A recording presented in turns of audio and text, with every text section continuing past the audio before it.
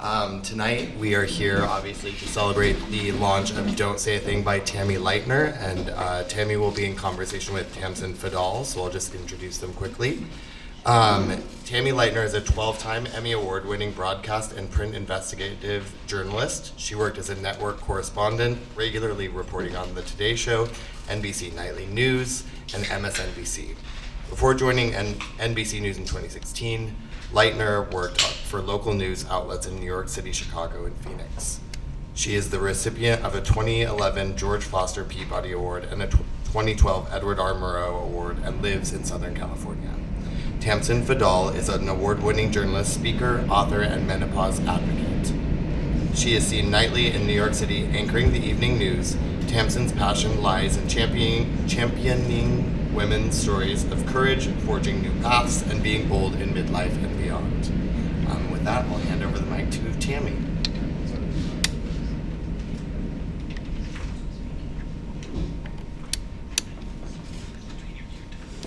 Hello, everyone. Thank you for coming out tonight. I'm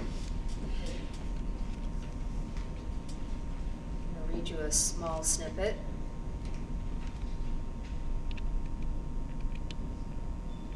What the fuck was happening to my life? That's when I heard a noise coming from my closet across the hall. It had to be Rob. What was he doing in my closet? I found him frantically tearing through my underwear drawer where I had hidden my Glock 26. I looked down. The 9mm was already in his hand. Where are the bullets? What did you do with the bullets? He said, his voice cracking. He swung open drawers with the frenzied determination of a man who appeared to have nothing to lose. He seemed manic, eyes expanded, veins protruding. I might as well just end things now, he said. My life is over. A month earlier, I'd taken the 10-round magazine out of my gun and hidden it. I didn't know why I did that, only that something had told me it wasn't safe to keep a loaded gun in the house with this man. To this day, I still wonder whether he planned to shoot himself or me. I couldn't ever see Rob's manipulation, even when he had pulled my own gun out of the drawer.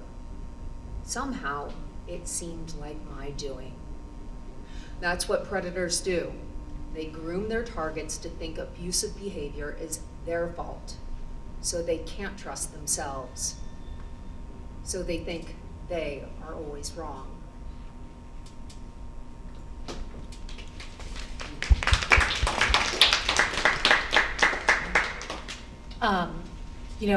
First of all, thank you all for being here.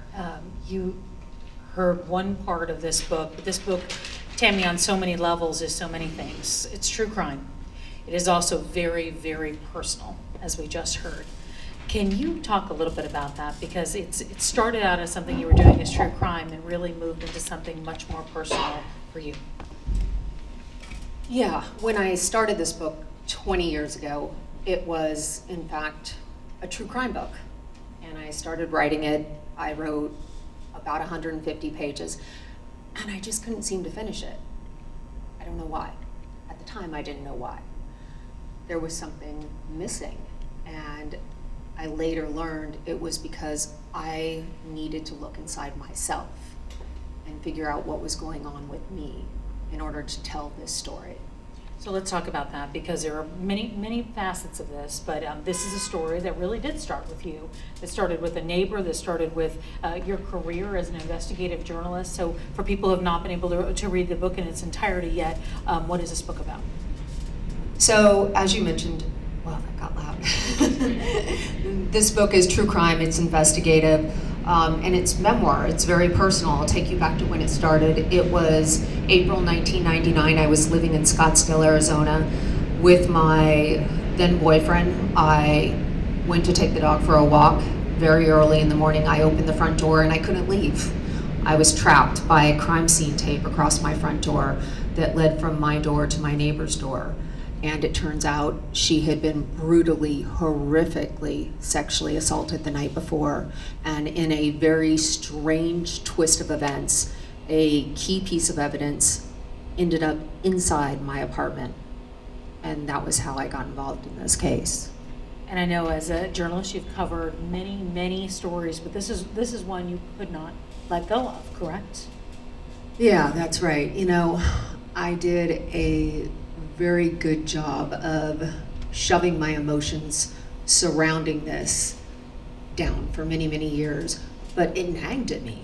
I mean, I could not stop thinking about this case, and I've covered thousands of cases, thousands of stories, just like you, over the course of my career. But something about this story nagged at me. So let's talk about the story and where it came to a conclusion. Well, it came to a conclusion when I guess when I started digging into it about 3 years ago. I left my network job at NBC, and I was a little lost, very lost, to be completely honest. My identity is and always has been being a journalist, and I was just a bit destroyed after leaving that very tough, rigorous job. I didn't know who I was anymore. And so I started therapy. I knew that I had some demons that I needed to deal with from my marriage to the man that I was with during this time in Scottsdale. And during the therapy, I also took this book out of storage that I had started so long ago, and I thought, I just need something to keep my mind occupied. So I'm gonna start writing this true crime book again. But it turns out it was a lot more than a true crime book when I really started diving in. And you really did dive into this, and and you've uncovered a serial rapist, something we don't hear a lot about. We hear a lot about serial killers. We don't talk a lot about serial rapists, but there are a lot of connections in this book that were very parallel to things that you experienced in your life when it comes to certain types of abuse. Yeah, that's right.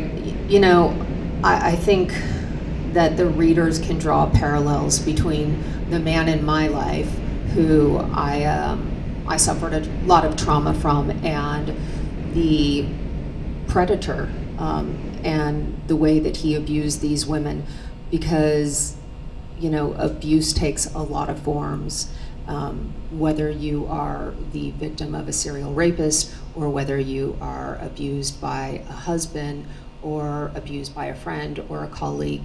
It's all different forms of abuse. So, we heard you read that passage, and you refer to your ex-husband in the book as a monster, your monster. Talk about that, because you talked about drawing the parallels between, are readers supposed to draw the parallels between him and the rapist in this book? That's up to a reader. They can make their own decisions. I would never make that parallel, and it's up to you as a reader to draw what you want from this book. I think that the beauty about this book is that it has so much for so many people to take away from it. If you're a fan of true crime, it has a hell of a crime story. If you like memoirs, it's a extremely personal story. If you like investigative, it goes deep. It shows you all the flaws in the justice system that allowed a serial rapist to prey on women for decades and decades. Let's talk a little bit about that, because that is again, we don't hear about a serial rapist as much as we hear serial killer. The term is, we talk about it all the time. We follow that oftentimes with fascination. We all know different stories and we know them by their first names in some cases. But when it comes to a serial rapist, that is something that we don't talk about very much or hear about very much.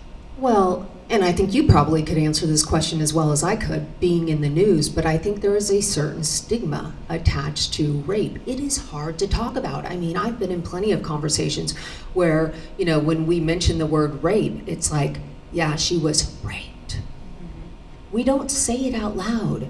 It's almost talked about shamefully, and that's one of the reasons that I wanted to do this book. Let's drop the shame. We talk about serial murderers. Why can't we talk about serial rapists? Why should the women who were inflicted this awful, awful thing, they didn't choose this, why should they be made to hold this shame inside?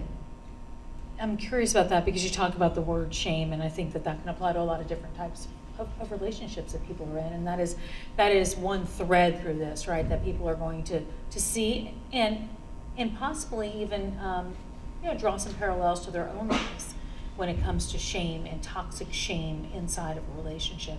Is that what you think kept you going on this? I mean, 20 years later, you pick up a book that, you pull it out of storage really and start writing about it. Do you think shame is where that writing started again? Absolutely. I was drowning, literally drowning in my own shame.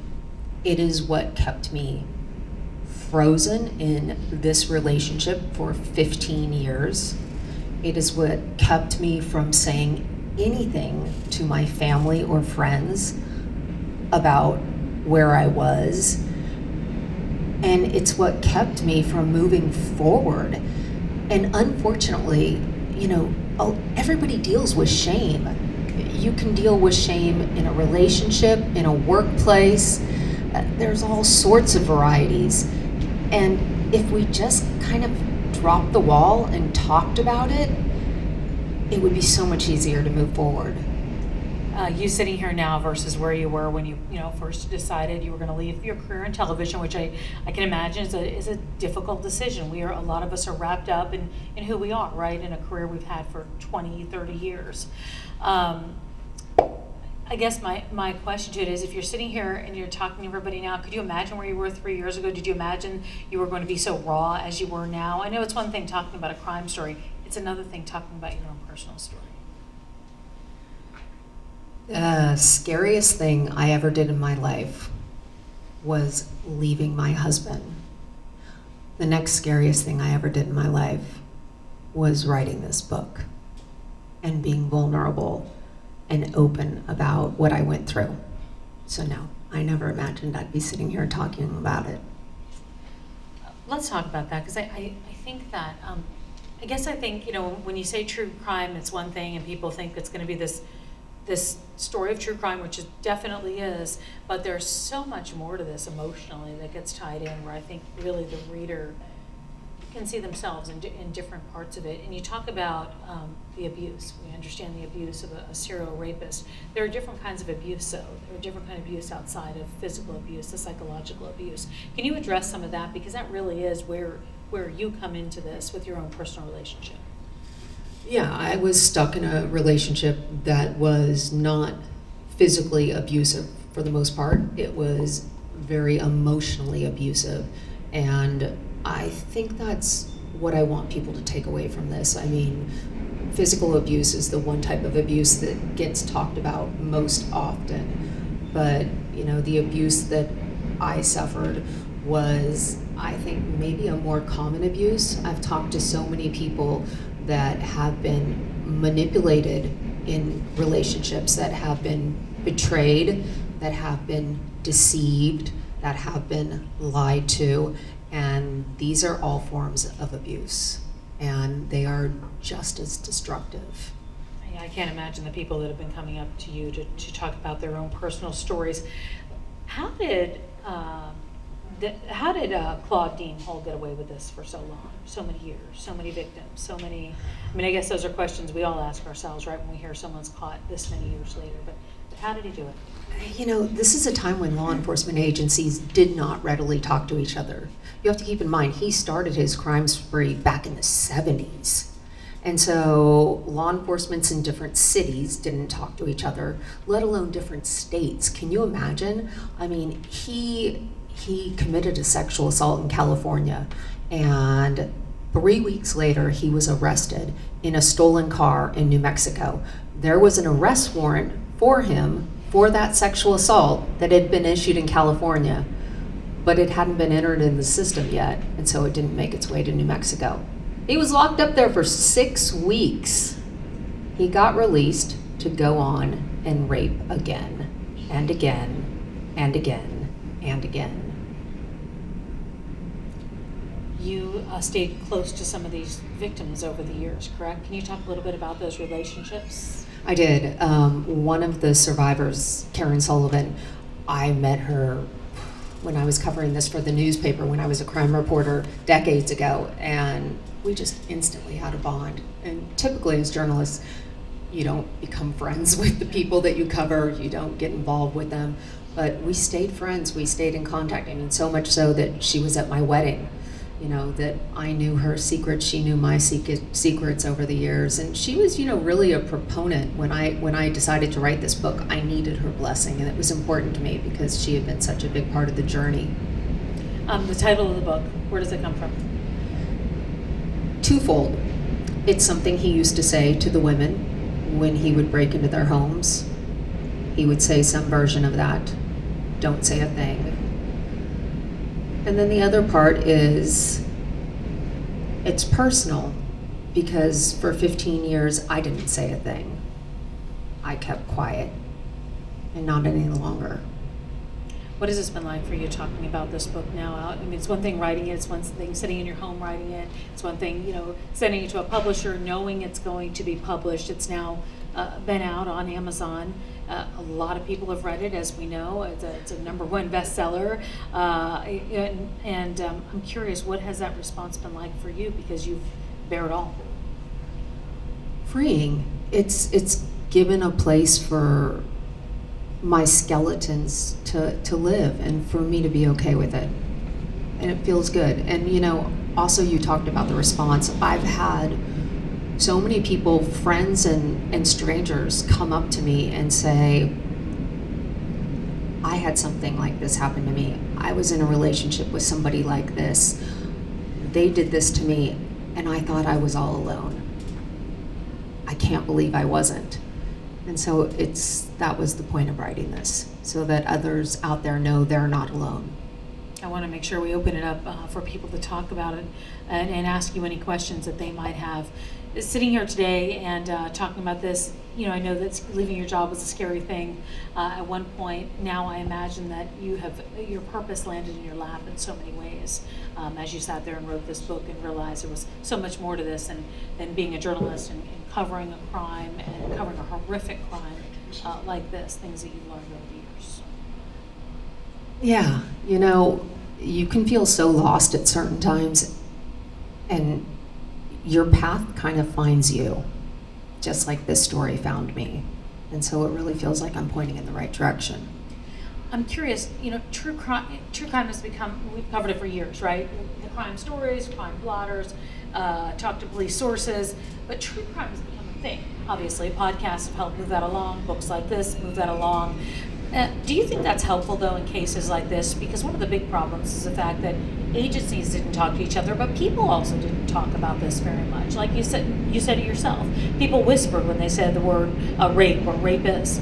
Do you think that we're talking about it more and it's going to help solve crimes? People are more aware of things. People feel more comfortable talking? It absolutely can't hurt. Right. There's no way. I mean, look, in this society, sure, do we become a little desensitized? Yes, but you know, law enforcement are stretched thin. We know that. You know, there's hiring problems, there's staffing shortages. So yeah, if the public can be the eyes and ears and help out, and if they see something, say something, sure. I want to go back to the passage that you read. We talked on Sunday, right? And we said we're going to go over some questions and discuss what we'll talk about tonight.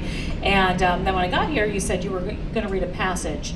How did you pick that one out of the book? There's so many personal ones. I wanted tonight to be different. I mean, you're an advocate for women's rights. You're an advocate for speaking your truth.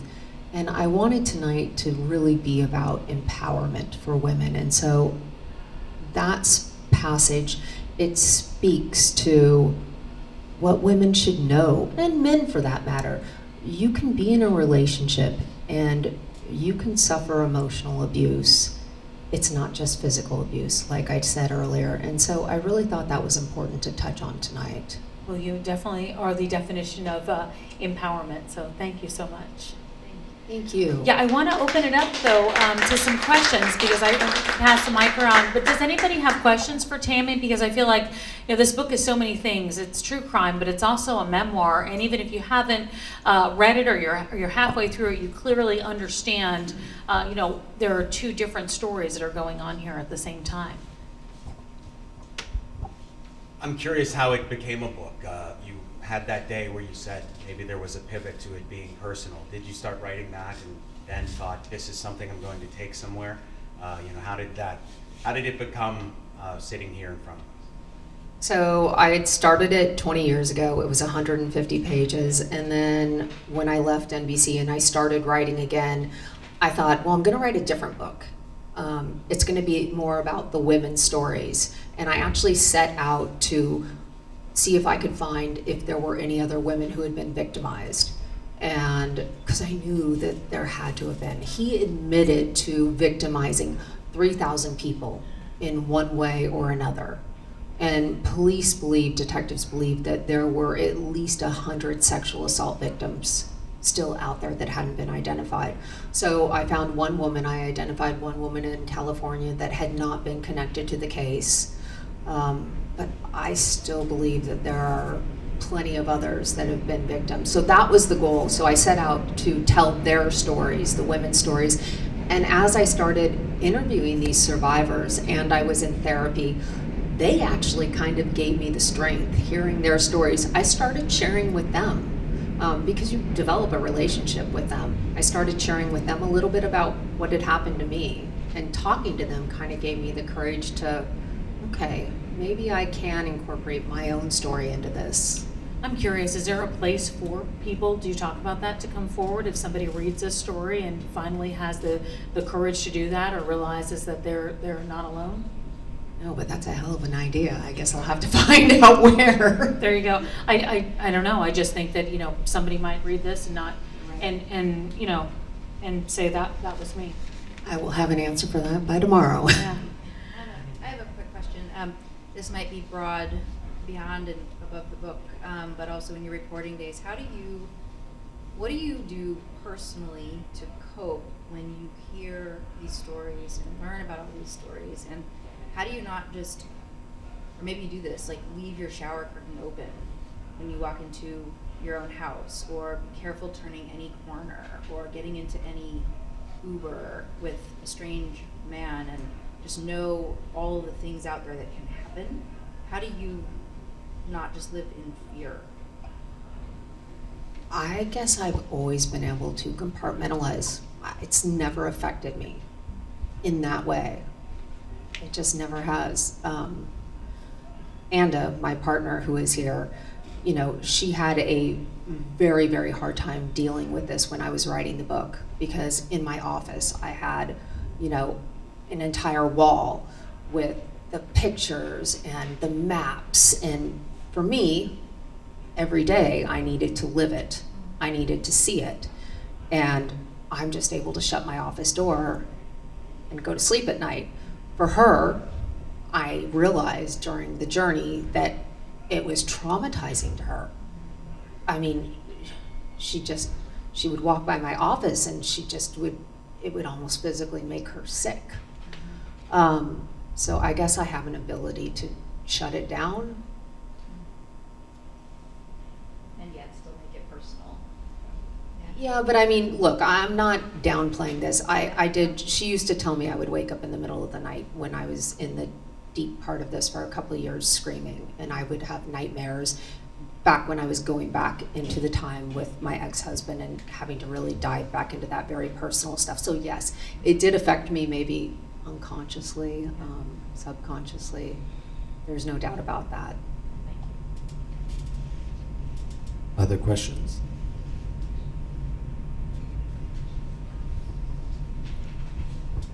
What's next?